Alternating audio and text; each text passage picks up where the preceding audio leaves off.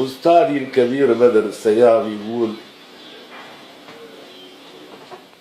إني لأعجب كيف يمكن أن يخون الخائنون. أيخون إنسان بلاده؟ إن خان معنى أن يكون، فكيف يمكن أن يكون؟ الله.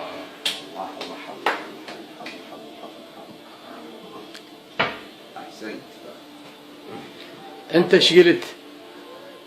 أنا قلت هو قد يكون أعمق، بس أنا أكثر عاطفية من عنده. قلت: يا عراق،